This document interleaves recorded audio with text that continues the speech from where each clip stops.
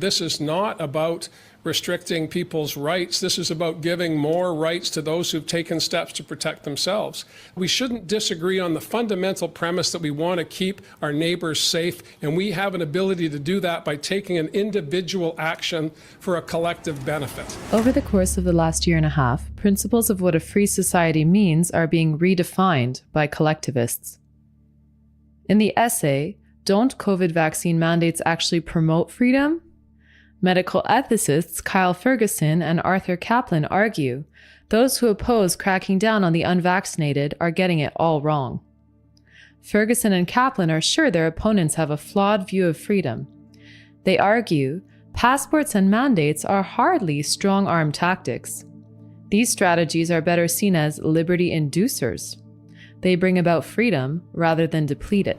What about the rights of the unvaccinated, Art? Well, they do have rights. They have a right to be quarantined. They have a right to be isolated. They have a right to be told you can't come in here because you're not vaccinated. They have a right not to travel.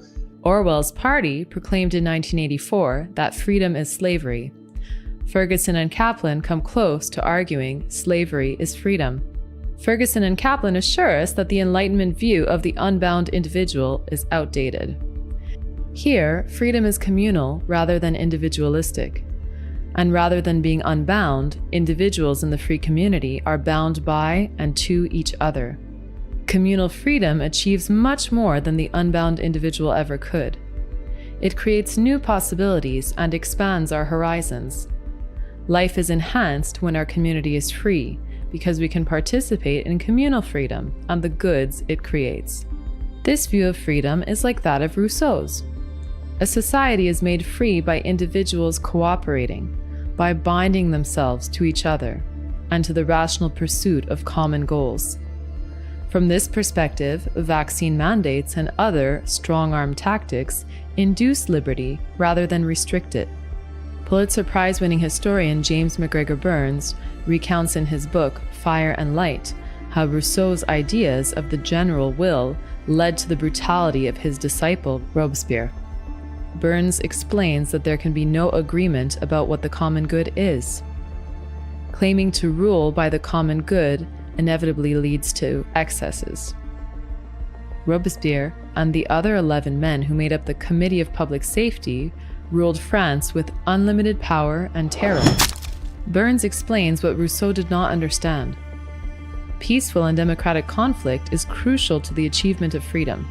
Instead, Rousseau imagined, like Ferguson and Kaplan, a new society filled with good citizens, working selflessly and with identical minds for the common good. Rousseau's ideas are mantras for censors. In Rousseau's world, there would be no pesky long debates, dissensions, and tumult, impeding implementation of the common good. Dr. Fauci is sure he's right, and he has had enough of those making different choices than his guidance. I know I respect people's freedom, but when you're talking about a public health crisis that we've been going through now for well over a year and a half, the time has come. Enough is enough. We've just got to get people vaccinated. Let's not hide Fauci's plain meaning. I respect people's freedom to do what I tell them. You are to take all the vaccines Dr. Fauci and Pfizer deem necessary. They, not you, will decide the parameters of your freedom, with Ferguson and Kaplan cheering them on. Rest easy, like Robespierre, the fallible decisions of Dr. Fauci, politicians, bureaucrats, and cronies are for the common good. With freedom redefined, there will be no need to take personal responsibility for your health decisions. Those who don't go along with official guidance must be dealt with. Ban them from travel, from schools, and from employment.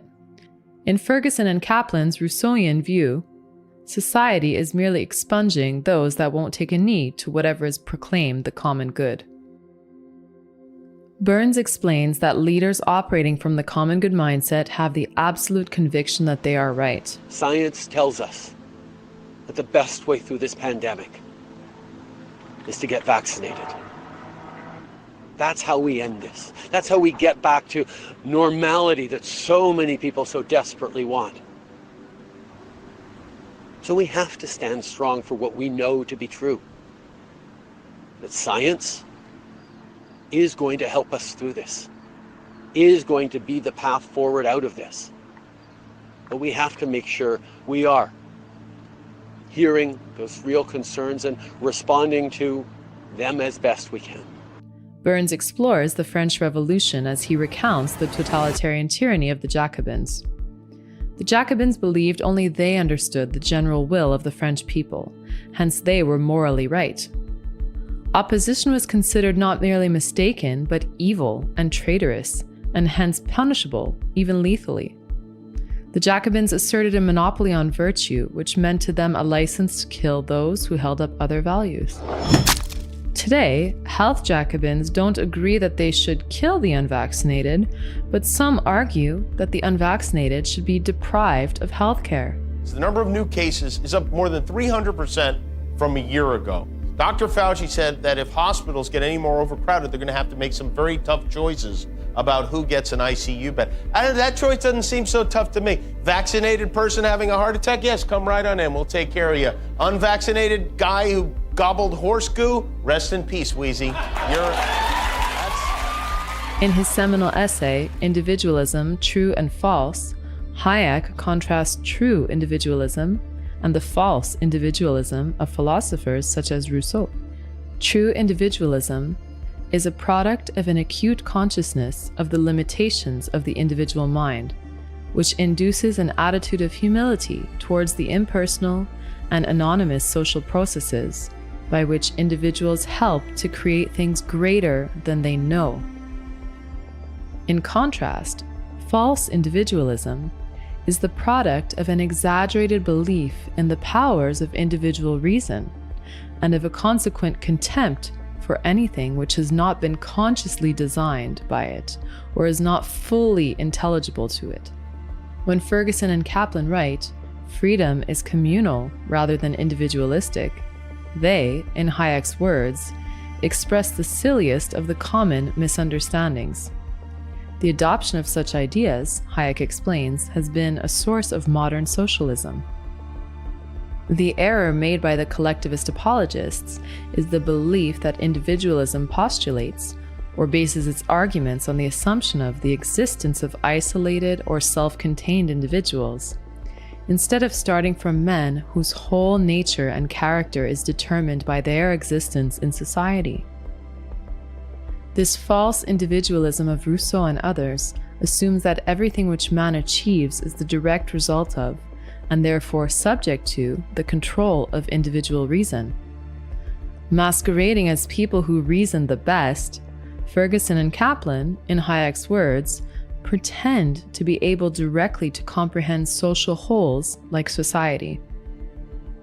Hayek's explanation of true individualism is the antidote for such hubris.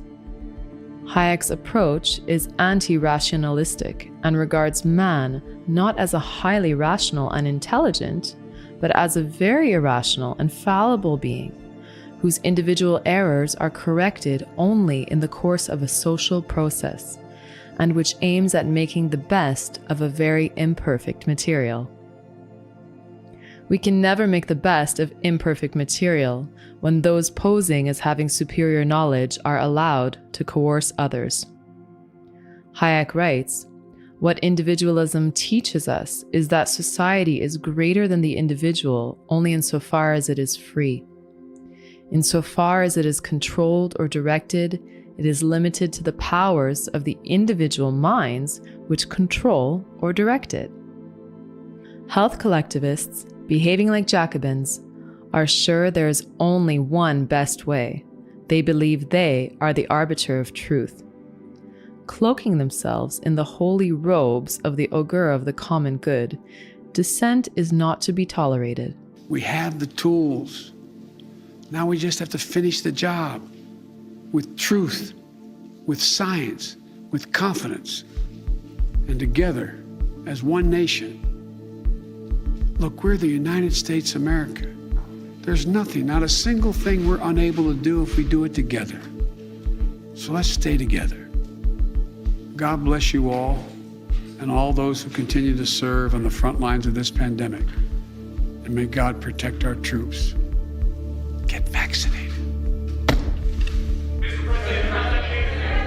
The end to the pandemic requires not that we follow the collectivists, but that we are free to consider different perspectives and discover, in the course of an uncoerced social process, what really works.